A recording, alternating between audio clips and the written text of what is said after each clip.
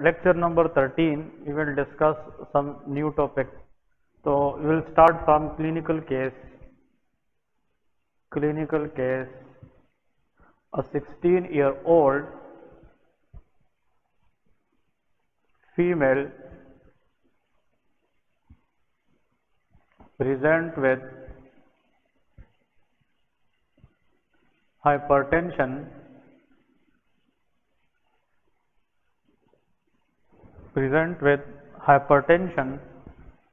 and increasing weight. Which of the following feature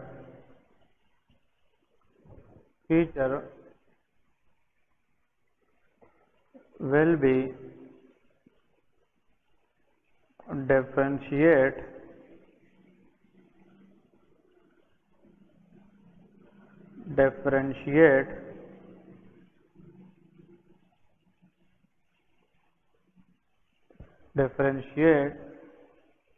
Cushing syndrome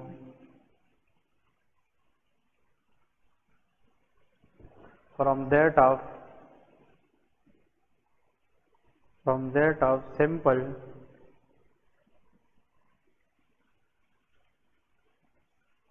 obesity. ठीक है, from that of simple obesity, इस तरह का question आता है. ठीक है, इसकी जो ऑप्शंस है, number 1 hyper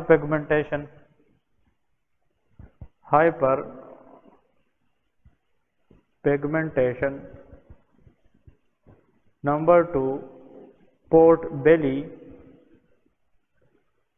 3 pot belly, number 3 amenorrhoea,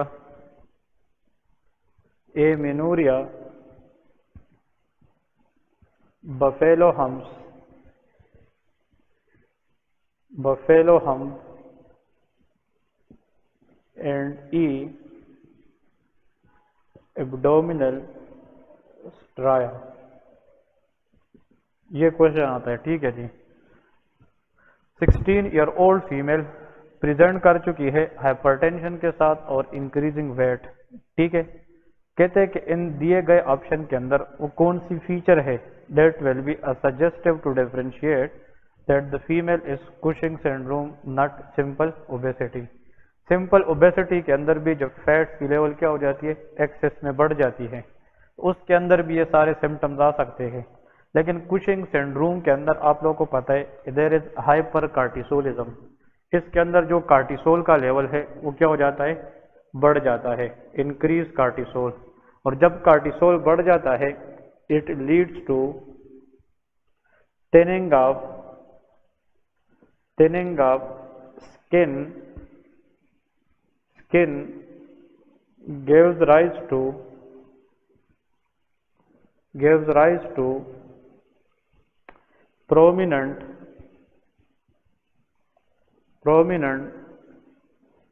purple, pink stretch mark in the abdomen known as abdominal stria.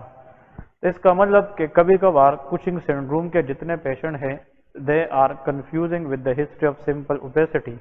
लेकिन इन दोनों के दरमियान अगर डिफरेंशिएटिंग पॉइंट आ जाए we have to focus on abdominal striae, क्योंकि abdominal striae is a characteristic feature of it syndrome. Answer is Cushing syndrome. Abdominal striae simple obesity के अंदर नहीं आती. सिंपल ओबेसिटी में इन चारों कंडीशंस, इन चारों पॉइंट्स के चांसेस है, लेकिन इन चारों के साथ अगर एब्डोमिनल स्ट्राया भी आ जाए तो that will be the case of Cushing syndrome, क्योंकि abdominal striae is a pinkish और purple stretch mark in the lower abdominal area and that is due to increase of cortisol level. Answer यहाँ पे क्या होगा, abdominal striae. ठीक है, ये question बहुत इंपॉर्टेंट है और इसके साथ कई एमसीक्यूज आने के चांसेस भी होते हैं. देखें, which of the following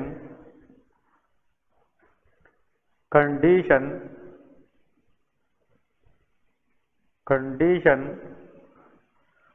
most likely leading to metabolic alkalosis in Cushing syndrome. In Cushing syndrome, number 1,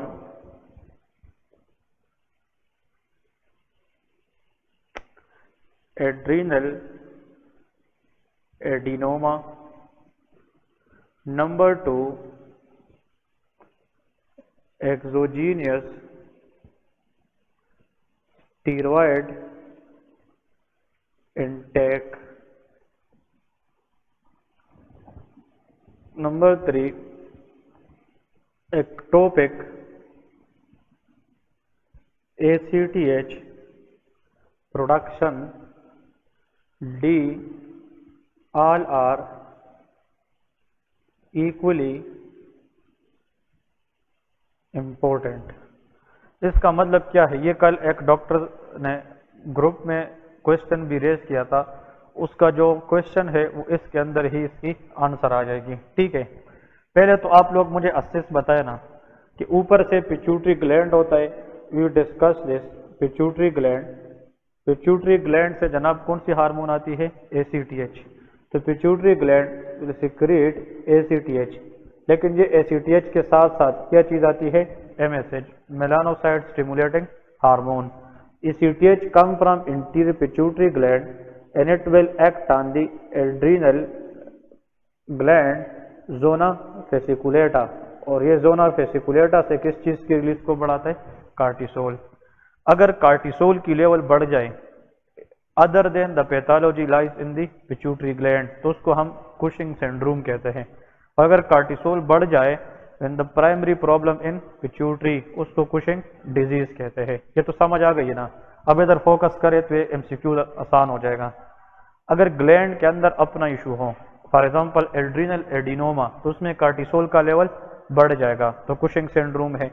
अगर बाहर से कोई एक्सोजीनस स्टीरॉयड ले रहा है तो वो भी क्या कराता है? Cushing syndrome.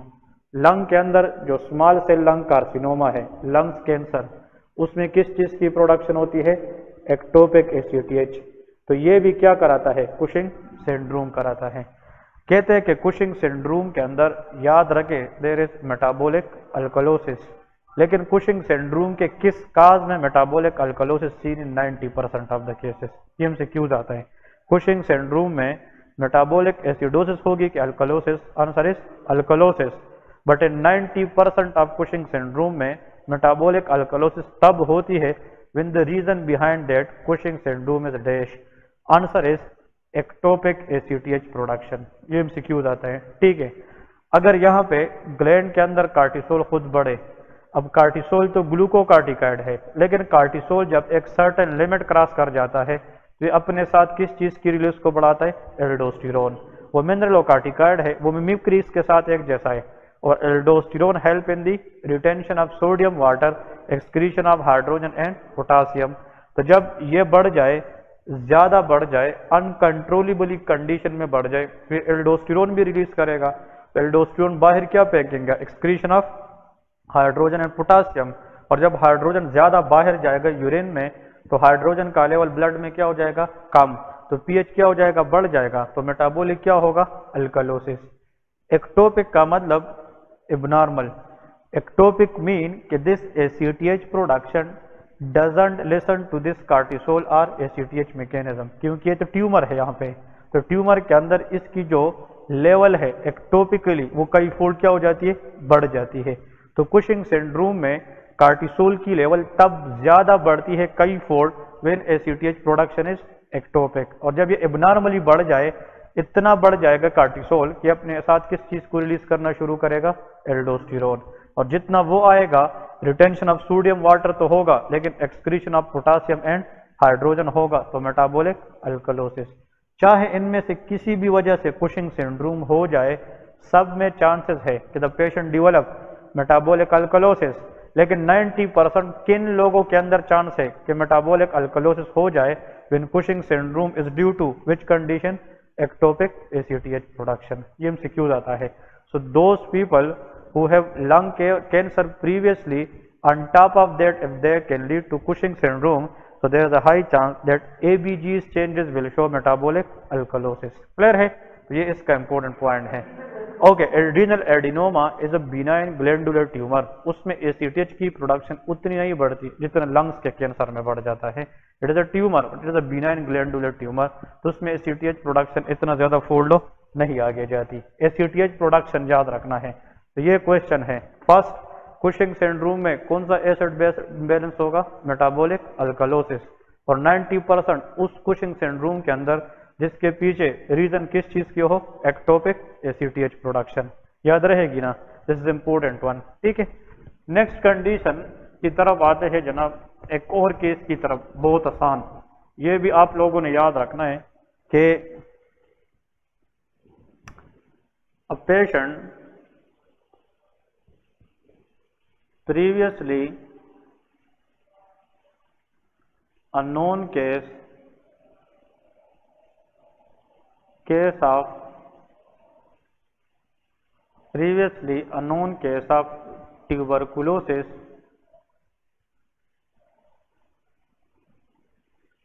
but now suddenly present with decrease appetite, weight loss, dizziness,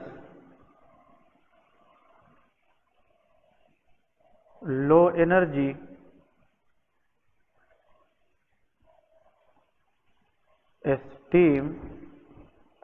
low energy steam and bony pain. On examination, the patient looks ill. On examination, the patient looks ill and there is hyperpigmentation on skin.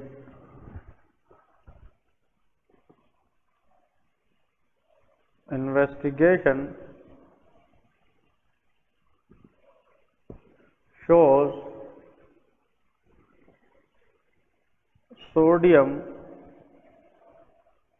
105 milliequivalent per liter and ABGs shows metabolic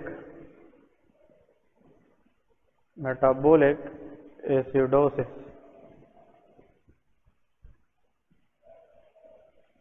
Which of the following suspected in patient? Which of the following suspected in this patient? Okay ji, this is another a very important clinical case. May they can ask from the exam question. ठीक है जी, ये भी जनाब बहुत important है, तो इसको भी हल करने की अभी कोशिश करेंगे विद MCQs. इसका मतलब क्या है? देखिए यहाँ पे ट्यूबरकुलोसिस का हिस्ट्री बहुत इम्पोर्टेंट है. TB पेशेंट को प्रीवियसली क्या थी? TB. साथ में उसको एपिटाइट कम, weight loss, dizziness, low energy और बोनी पेन.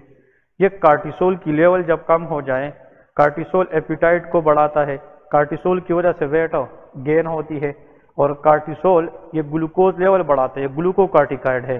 और मैंने बताया था कार्टिसोल ओस्टियोब्लास्ट एक्टिविटी को कम करता है, तो ये ओस्टियोपोरोसिस कर सकता है, बोनी पेन, और साथ में हाइपर पिगमेंटेशन. तो हाइपर पिगमेंटेशन मीन कि may be there is some MSH release.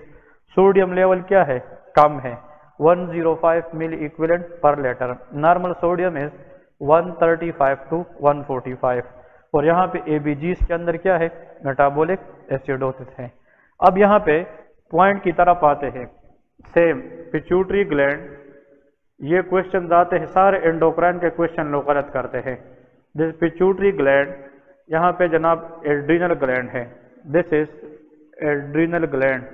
Focus करें, एड्रीनल ग्लैंड के जोना ग्लोमेरुलोसा लेयर से क्या चीज निकलती है, एल्डोस्टेरोन, एल्डोस्टेरोन, और जोना फेसिकुलेटा से क्या निकलता है, कार्टिसोल, यहाँ से कार्टिसोल आता है। ऐसा कंडीशन जिसमें एड्रीनल ग्लैंड इन दोनों हार्मोन की रिलीज को क्या करे, कम करें, that condition is called adrenal insufficiency. इसको हम क्या कहते हैं, adrenal insufficiency, the condition in which adrenal gland is not sufficiently produce cortisol and aldosterone, it is called adrenal insufficiency। जब इन दोनों की रिलीज कम हो जाती है, या तो ये ग्लैंड का अपना इशू है या ग्लैंड से बाहर पिट्यूटरी का इशू होता है, ठीक है। अगर पिट्यूटरी के बगैर किसी और जगह की इशू हो गई तो वो कौन सा एड्रीनल इनसफिशिएंसी होगा, primary. So if both these hormones decrease, if the problem lies other than pituitary, that is called primary adrenal insufficiency। इसको हम कहते हैं primary adrenal insufficiency। लेकिन अगर for example usually adrenal gland की सिक्रीशन कम हो जाए, when the problem lies in pituitary gland itself, तो ये हमारे पास क्या है, secondary adrenal इनसफिशिएंसी। तो ये हमारे पास है सेकेंडरी एड्रीनल इनसफिशिएंसी। अब यहाँ पे हम सिक्यूज देखें, क्वेश्चन ये है कि अगर for example primary adrenal insufficiency है, इसकी जो मजीद फिर दो टाइप्स है, कितने टाइप्स है, दो। अगर इस एड्रीनल ग्लैंड के अंदर इन्फेक्शन हो जाए, इन्फेक्शन इन दोनों की रिलीज को क्विकली कम भी करेगी और उसकी सिम्टम आने में भी टाइम कम लगेगा। तो अक्यूट एड्रीनल इनसफिशिएंसी है कि क्रोनिक है, वो अक्यूट है, अक्यूट प्राइमरी एड्रीनल इनसफिशिएंसी। लेकिन अगर किसी ऑटो इम्यून डिजीज की वजह से या किसी बाहर की और मसले से एड्रीनल ग्लैंड के खिलाफ एंटीबॉडीज बन गए और वो एंटीबॉडी एड्रीनल ग्लैंड की काम को क्या करे, कम करे, तो ऐसे कंडीशन को हम क्रोनिक एड्रीनल प्राइमरी इनसफिशिएंसी कहते हैं। और इधर देखें, एक्यूट का वजह क्या हो सकता है, एमसीक्यूज आता है। Acute infection, the most common cause is Neisseria meningitis, MCQs आता है। Neisseria meningitis, it is a bacteria which can directly cause infection in the adrenal gland and it can cause acute primary adrenal insufficiency। इसके अंदर acute symptoms आते हैं, और अगर acute primary adrenal insufficiency किस वजह से हो जाए, नाइसीरिया मेनिंजाइटिस, इसको वाटर हाउस फ्रेडरिक्सन सिंड्रोम कहते हैं, ठीक है, वाटर हाउस फ्रेडरिक्सन। एक और एमसीक्यूज आता है, पेशेंट है उसको सोर थ्रोट हुआ था, क्या हुआ था, सोर थ्रोट। सोर थ्रोट के बाद अगर किसी को एड्रीनल क्या हो जाए, इनसफिशिएंसी, और उसमें भी इन्फेक्शन का रोल होगा, लेकिन सोर थ्रोट के बाद adrenal insufficiency, it is Streptococcus bacteria. कौन सी, स्ट्रेप्टो, क्योंकि इसमें क्लू आप लोगों को क्या दे रहे हैं, सोर थ्रोट की। तो sore throat adrenal insufficiency, streptococcus bacteria. लेकिन adrenal insufficiency on examination bleeding and haemorrhages in that adrenal gland, think about Neisseria meningitis. इसको वाटर हाउस फ्रेडरिक्सन सिंड्रोम भी कहते हैं। इसके अंदर सेप्टिसीमिया की चांसेस होती है, इसके अंदर पेशेंट को DIC, डिसएमिनेटेड इंट्रावास्कुलर कोआगुलेशन की भी चांस है। क्रोनिक को देखे, क्रोनिक जो है, क्रोनिक एमसीक्यूज आता है। क्रोनिक के अंदर या तो ऑटो एंटीबॉडीज ने एड्रीनल ग्लैंड को खराब किया होता है, या टीबी के अंदर, पल्मोनरी ट्यूबरकुलोसिस के अंदर सेकेंडरी ऑर्गन इन्वॉल्व होती है। तो पल्मोनरी टीबी में भी टी सेल डिस्फंक्शन की वजह से, या pulmonary TB is caused by mycobacterium tuberculosis, तो वो तो एक्स्ट्रा पल्मोनरी भी जा सकती है, and one of the gland to be damage is adrenal gland. इसका मतलब ये है कि chronic primary adrenal insufficiency, it is may be due to tuberculosis or it may be due to some autoimmune disease in the adrenal gland which is called Addison disease। इसको हम क्या कहते हैं, Addison disease। तो Addison disease is an autoimmune disease where abnormal antibodies are formed and they damage the adrenal gland, ठीक है। तो ये अगर आ जाए, the most common cause of chronic primary adrenal insufficiency in developing countries. किसके अंदर? Developing countries. तो answer क्या होगा? टीबी। लेकिन अगर आ जाए कि the most common cause of primary adrenal insufficiency in western world, western world के अंदर क्या है? एडिसन डिजीज है।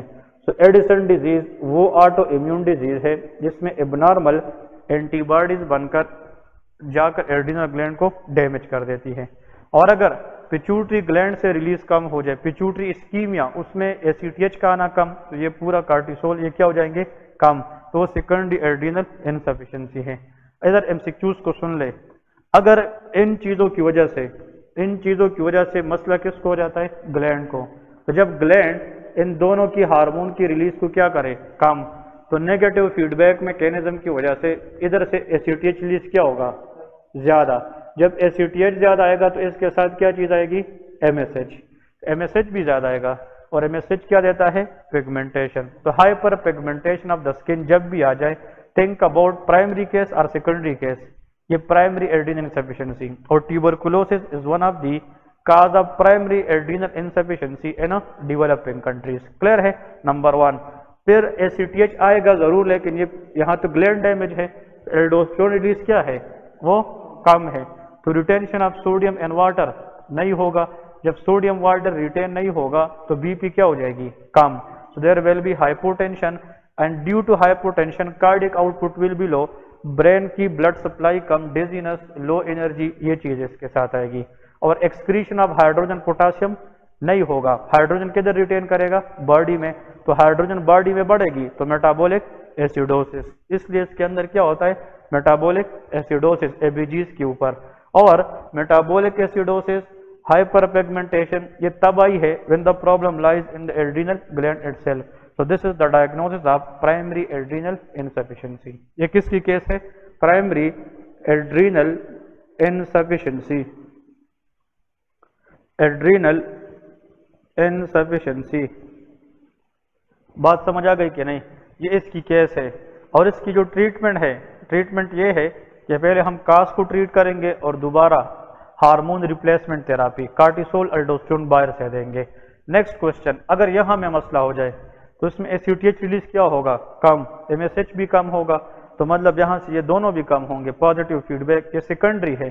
तो यहाँ पे आप लोग एमसीक्यूज ये याद रखें कि एड्रीनल इनसफिशिएंसी अगर प्राइमरी है, प्राइमरी एड्रीनल इनसफिशिएंसी, इसमें पिगमेंटेशन होगी कि नहीं? There will be pigmentation because MSH will be raise. लेकिन सेकेंडरी में स्किन पे कोई चीज होगा नहीं, तो स्किन क्या हो जाती है? स्पेयर हो जाती है। स्किन पे पिगमेंटेशन नहीं होती। P for pigmentation on the skin. Primary should lead to pigmentation, but S for S means secondary will skin spare, it will spare the skin, क्योंकि इसके अंदर एमएसएच लेवल क्या होगा? वो कम होगा। क्लियर है? तो ये जनाब हमारे पास प्राइमरी और सेकेंडरी एड्रीनल इनसफिशिएंसी की केसेस है। इसके बाद next point, another question coming in the exam,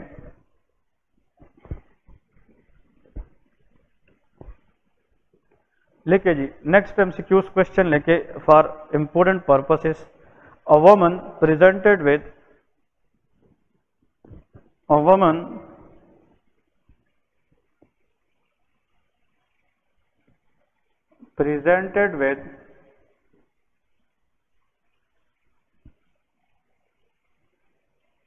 episodic headache,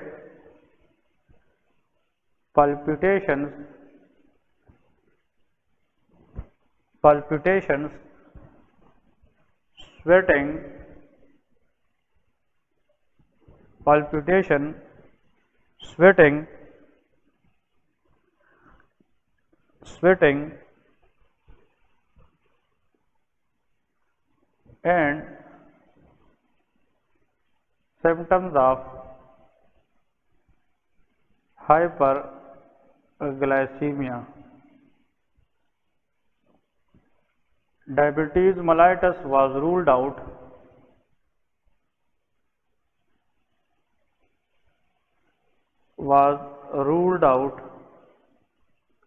Diabetes mellitus was ruled out but serum shows increased level of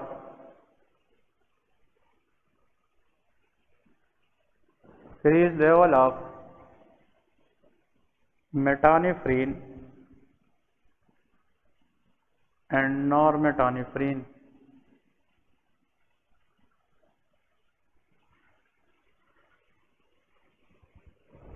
अब यहां से एग्जामिनर दो क्वेश्चन पूछता है सेम सिनेरियो पे। इसके बाद एग्जामिनर की रास्ते दो हो सकते हैं। इतना सा एमसीक्यूज देकर वो ये भी पूछ सकता है मोस्ट लाइकली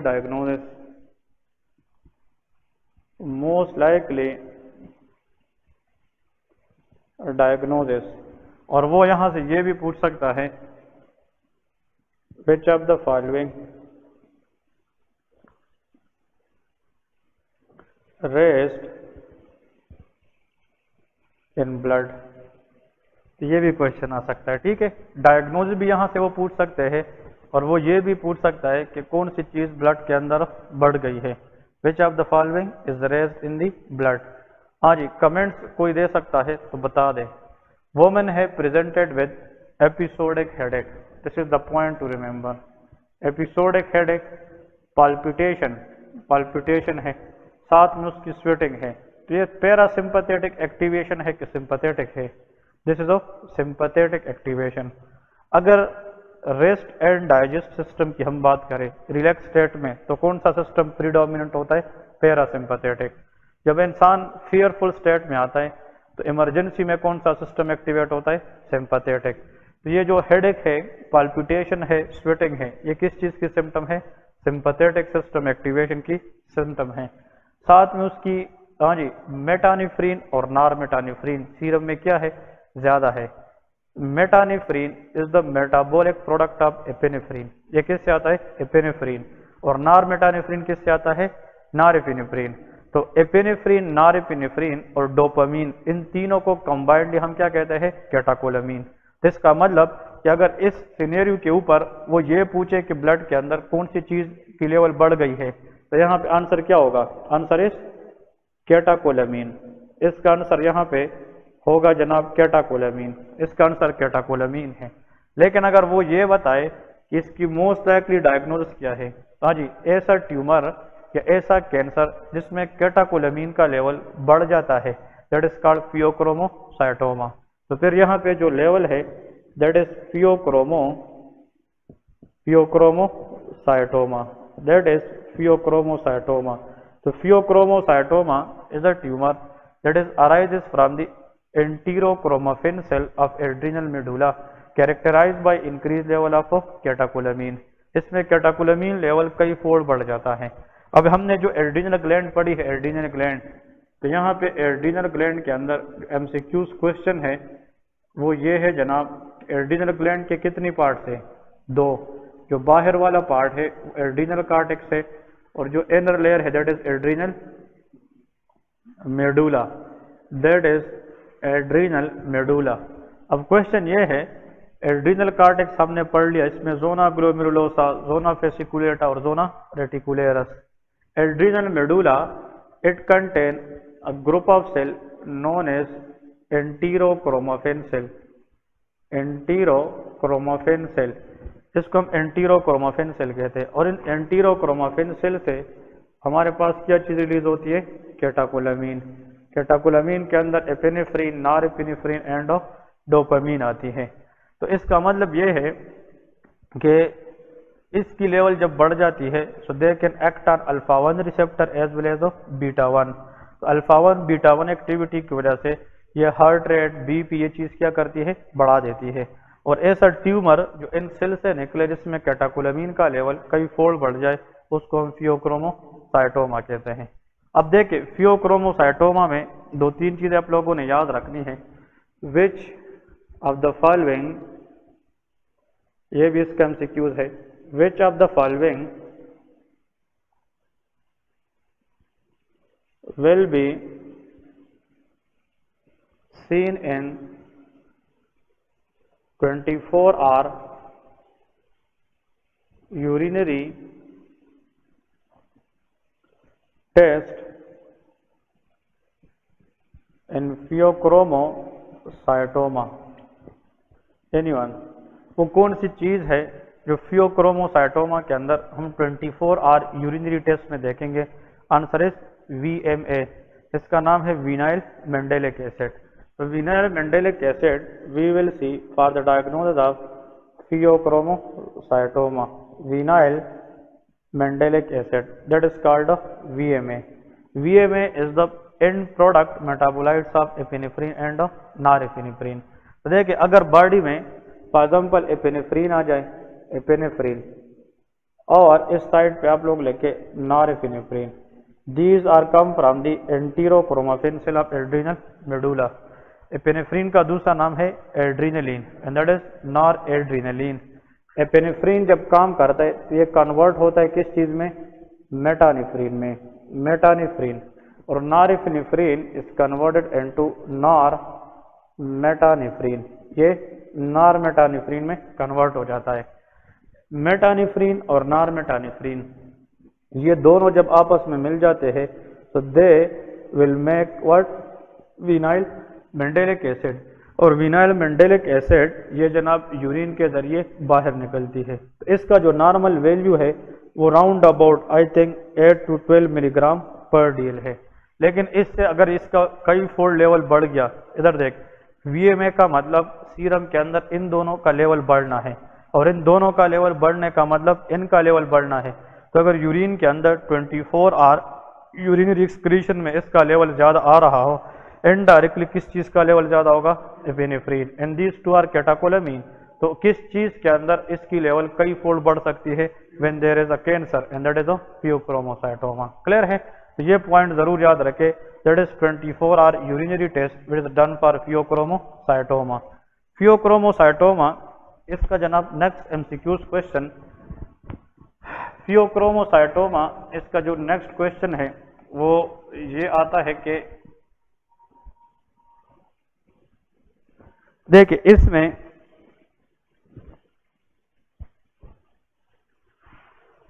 फियोक्रोमोसाइटोमा में which of the following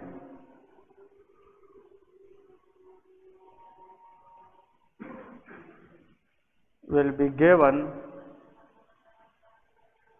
first in the management as well as before surgery in pheochromocytoma?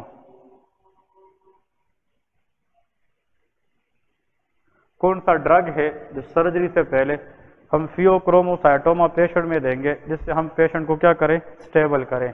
Answer is phenoxybenzamine. The drug is phenoxybenzamine, phenoxybenzamine. इसमें 16 लेटर है और फियोक्रोमोसाइटोमा में भी 16 लेटर है। ये है क्या? What is phenoxybenzamine? It is a irreversible alpha blocker. ये कौन सा रिसेप्टर ब्लॉकर है? Alpha blocker. It is irreversible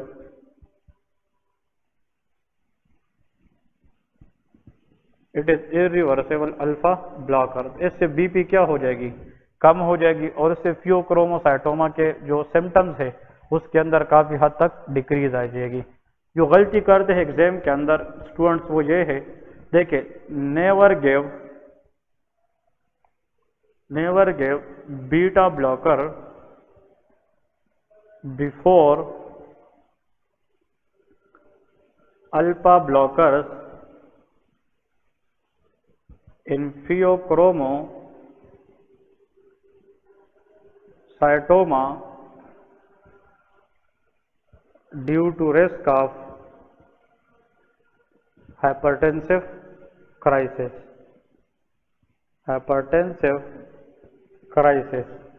ये पॉइंट जरूर याद रखें।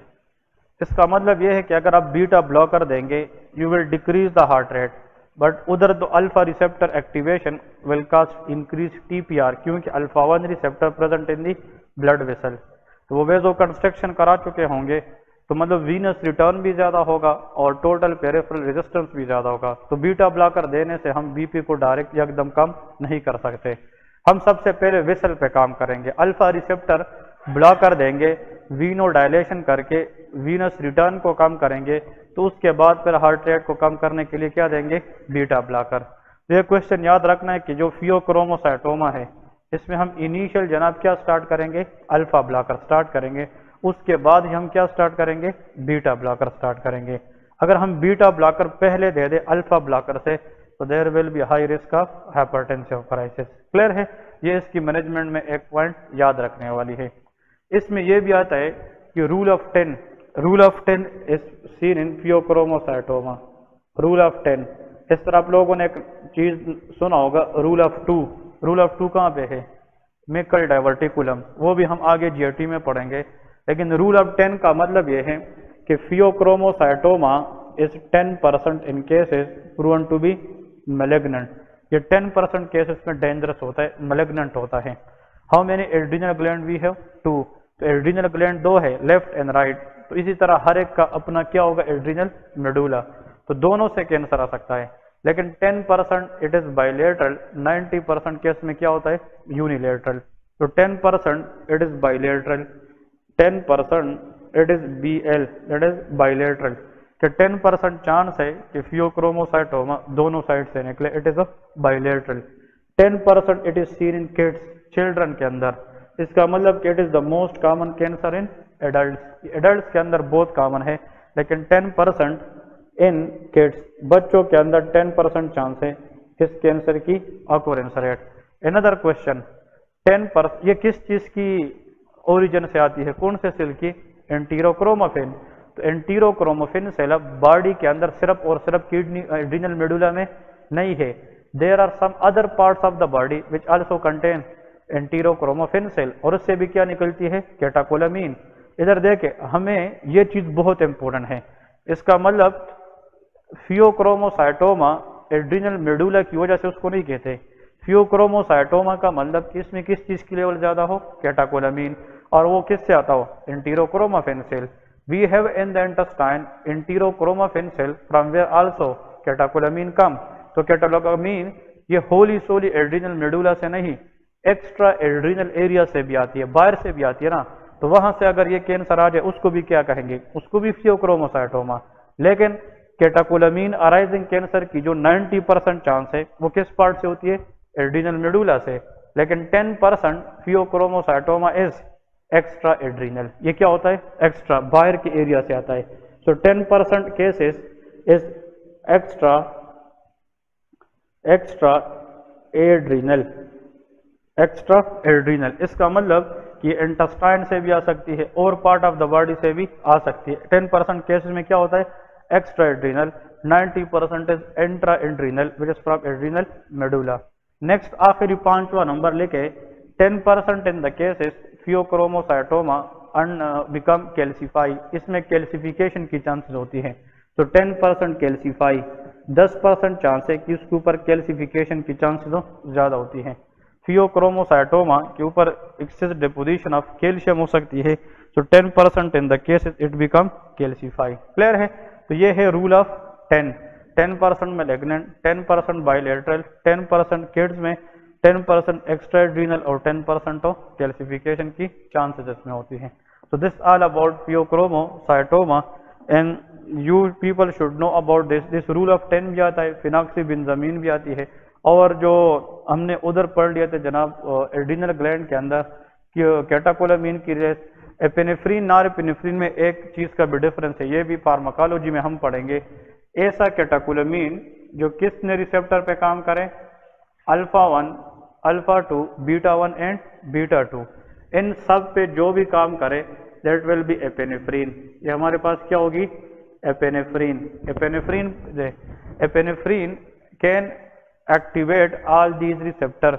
एगोनिस्ट का काम करता है, एंटागोनिस्ट, ये एगोनिस्ट होता है। लेकिन ऐसा कैटाकोलामीन जो अल्फा 1 पे काम करे, अल्फा 2 पे, और किस पे काम करे, बीटा 1, वो किस पे काम नहीं कर सकता, beta 2, that will be norepinephrine. Epinephrine चारों के चारों पे काम कर सकता है, और जो नॉरएपिनेफ्रीन है it will act on alpha 1, alpha 2 and beta 1। So norepinephrine has no beta 2 activity. हमने ये क्वेश्चन आगे मजीद सब्सिक्वेंट क्लासेस में पढ़नी। हाइपर सेंसिटिविटी रिएक्शन एग्जाम में आती है कि नहीं, तो हाइपर सेंसिटिविटी रिएक्शन में टाइप 1 होता है। टाइप 1 हाइपर सेंसिटिविटी रिएक्शन, उसकी जो सीवियर कंडीशन है उसको हम एनाफाइलैक्सिस कहते हैं। तो एनाफाइलैक्सिस में सीवियर ब्रोंको क्या होती है, कंस्ट्रक्शन होती है। तो ब्रोंको आप लोगों ने शायद रफी के अंदर, ये एसके के अंदर ये एमसीक्यूज पढ़ा होगा, what is the most serious side effect of penicillin, bronchospasm, ये पढ़ा होगा आप लोगों ने। तो पेनिसिलिन एंटीबायोटिक है, पेनिसिलिन एंटीबायोटिक के बाद किस हाइपर सेंसिटिविटी रिएक्शन की चांस होती है, टाइप 1। तो अगर कोई बंदा पेनिसिलिन ले, उसमें टाइप 1 हाइपर सेंसिटिविटी हो जाए, इट कैन कॉज ब्रोंकोस्पाज्म। जब ब्रोंकोस्पाज्म होगी तो हम बाहर से एंटीहिस्टामीन देंगे कि ब्रोंकोडायलेटर देंगे, ब्रोंकोडायलेटर। और ब्रोंकस के अंदर कौन सा रिसेप्टर होता है, beta 2। So beta 2 present in the bronchus, जो ड्रग बीटा 2 को ब्रोंकस में एक्टिवेट करे, it can cause broncho dilation. और जो बीटा 2 को ब्लॉक करे, it can cause of broncho construction. तो हमने ब्रोंकोस्पाज्म में क्या देना है, बीटा 2 एगोनिस्ट के एगोनिस्ट देना है ताकि उसको एक्टिवेट करे। और सीवियर कंडीशन में, एलर्जिक कंडीशन में, एनाफाइलैक्सिस के अंदर the drug of choice is epinephrine, which is also called adrenaline. Adrenaline देते हैं, इस पे मैं आगे मजीद बात करूंगा। लेकिन आस्थमेटिक पेशेंट में पहले से क्या होता है, ब्रोंको कंस्ट्रक्शन। एक कंडीशन होता है कि अगर आस्थमा की सिम्टम बहुत ज्यादा क्या करे, एग्जासरबेट करे, कंडीशन इज स्टेटस आस्थमेटिकस। तो स्टेटस आस्थमेटिकस का पेशेंट के अंदर हम हाइड्रोकार्टिसोन देते हैं ताकि इन्फ्लेमेशन को क्या करे, कम करे। स्टीरॉयड भी देते हैं, मॉन्टिल्यूकास, जाफरल्यूकास ये भी देते हैं। लेकिन साथ में हमने क्या देना है, बीटा 2 एगोनिस्ट भी देने हैं। तो अस्थमेटिक पेशेंट में अगर ड्रग देना पड़े इमरजेंसी में, एड्रीनलिन देंगे या नॉरेड्रीनलिन, हम एड्रीनलिन देंगे। अगर नॉरएपिनेफ्रिन या नॉरेड्रीनलिन देंगे, it will not improve the symptom of asthma because it do not have beta 2 activity. Clear है?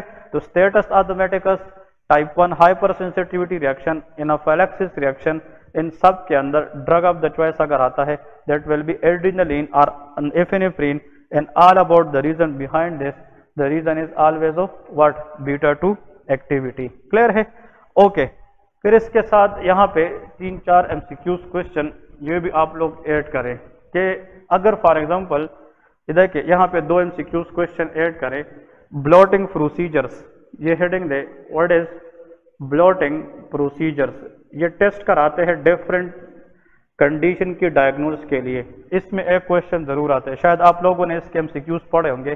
देखिए पेपर में अगर आ जाए कि एक पेशेंट है, उसकी जनाब कोई फॉर एग्जांपल डिजीज है, लेकिन उसमें डिजीज के अंदर हमने जो सैंपल लिया है इन्वेस्टिगेशन के लिए, वो सैंपल क्या था, DNA सैंपल। पॉइंट ये आप लोगों ने याद रखना है, if we take which is a sample DNA अगर एज अ सैंपल हम ले और उसमें हम कोई ब्लॉटिंग प्रोसीजर करना चाहे, the name of blotting procedure will be known as dash, answer is southern blot. ये नाम सुना है क्या, नहीं? इसको हम क्या कहते हैं, साउदर्न ब्लॉट। साउदर्न ब्लॉट वो प्रोसीजर है जिसमें हम डिजीज के अंदर एज अ सिंपल किस चीज को लेते हैं, DNA को लेते हैं। लेकिन अगर फॉर एग्जांपल हम एज अ सिंपल किसी डिजीज की डायग्नोज के लिए कौन सी चीज ले रहे, RNA को अगर हम एज अ सिंपल ले तो आप लोगों की ब्लड क्या बन जाती है, नॉर्थर्न ब्लड। ये नाम सुने ना, साउदर्न ब्लड, नॉर्दर्न ब्लड, और ये सारे MCQs है। Northern blood is a procedure where we take as a simple RNA। Southern blood is a procedure where we take as a simple, answer is DNA। ठीक है, ये DNA में आता है। देखिए अगर फॉर एग्जांपल इधर देखिए आसान, snow drop, DROP, snow drop याद रखना है। हाँ, अगर हम एज अ प्रोटीन लेंगे, प्रोटीन एज अ सिंपल लेंगे, प्रोटीन, तो उसके लिए कौन सी ब्लड है, एनीवन, प्रोटीन सिंपल। और प्रोटीन सिंपल जो आप लोगों के MCQs में आएगा, which of the following is the confirmatory test specially in case of HIV AIDS. HIV के अंदर हम एज अ प्रोटीन सिंपल लेते हैं। HIV या एड्स के अंदर the test which can confirm the diagnosis, that is called western blot. इसको हम वेस्टर्न ब्लॉट, और ये क्वेश्चन CPSP वालों का फेवरेट है। HIV के लिए कंफर्मेटरी टेस्ट कौन सा है, वेस्टर्न ब्लॉट है। तो इधर फोकस करें, स्नो ड्रॉप में S stand for southern blot, if we take DNA as a simple D। northern blot will be there if we take RNA as a simple. O के साथ cancel. If western blot will be there if we take what? Protein. But specially for which condition? HIV, AIDS. दो MCQs आखिर में add करें. अगर एक mother थी HIV positive और उसने डिलीवर किया है बच्चे को, फीटस को, ठीक है, तो बच्चे में अगर आप HIV सस्पेक्ट करते हैं न्यूली बॉर्न बच्चे के अंदर, कन्फर्मेटरी टेस्ट इज PCR. ये MCQs भी आता है.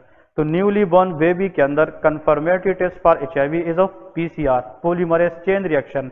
लेकिन HIV अगर हम एडल्ट के अंदर ब्लॉटिंग प्रोसीजर पे कंफर्म करना चाहे, answer will be western blot. तो एडल्ट के अंदर HIV confirmatory is western blot, लेकिन न्यूली बॉर्न बेबीज के अंदर HIV की कन्फर्मेटरी टेस्ट इज PCR. ये दोनों क्वेश्चन है. और आगे HIV में हम ये भी पढ़ेंगे. अब ये क्वेश्चन याद करें, which of the following cell is defective in HIV? Answer is CD4 cell. और अगर कोई ये आ जाए कि HIV की ट्रीटमेंट के दौरान अगर हम उसकी इंप्रूवमेंट देखना चाहे पेशेंट की, तो कौन सा टेस्ट ऑर्डर करेंगे? CD4 लोड देखेंगे. अगर CD4 बढ़ते जा रहे इसका मतलब patient is responding to the treatment. तो CD4 load we will see that CD4 load जितना कम होगा उतना HIV के सिम्टम ज्यादा आएंगे. 200 से अगर CD4 काउंट कम हो जाए तो फिर HIV के चांसेस तो बस वो HIV ही है, एड्स है. और एड्स के अंदर एक कैंसर होता है which is caused by HHV8. Answer is कापोसी sarcoma. इसके अंदर क्या होता है? कापोसी sarcoma. So this is what all we have from today. Inshallah from Monday we will start the new areas, and inshallah with the time the lecture become more and more productive. Or in the group I will announce for the test. Inshallah it will be on Monday. I will be sent to you guys for this week. पहले lecture से आज तक 13 lecture में जितनी material हमने cover की है उसके अंदर इंशाल्लाह मैं 50 MCQs का एक टेस्ट बनाऊंगा और ये इंशाल्लाह आप लोगों को मैं अपलोड कर दूंगा. ठीक है, ओके जी, अल्लाह हाफिज़.